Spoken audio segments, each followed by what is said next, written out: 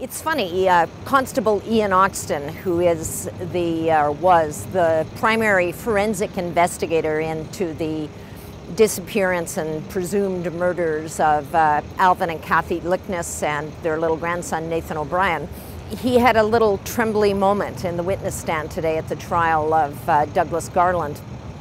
It wasn't much. His voice just kind of thickened, and he gathered his composure and continued, but it was noticeable. He was about to describe the 550 hours that he spent sifting ashes from a fire pit at the Garland acreage near Airdrie. It's funny how trials work. You hear from the officers who collect the evidence first, and later down the road you hear from the scientists who tell you whether it was productive or not, whether they got DNA here or there. But certainly Constable Oxton made some potentially big discoveries. He found, when he was doing this complicated wet sifting, he found 17 fragments in the ash that he thought might be teeth, human teeth.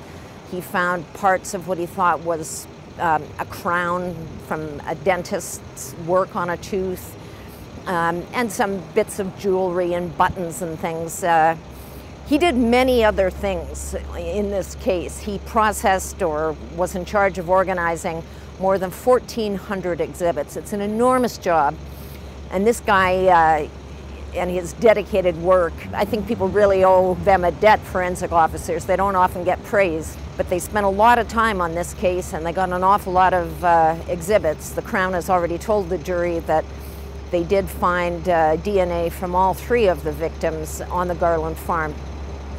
Anyway, Constable Oxton's little trembly moment sort of underlined what the judge told the jurors earlier today, which is that he knows some of them are probably having a tough time with this evidence.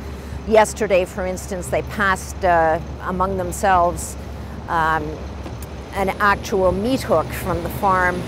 The jury's been told that DNA was found on this meat hook. So it's grim work, but it's honorable work. Constable Oxton is now with the Calgary Homicide Squad. I bet he's a valued member. That's it from me.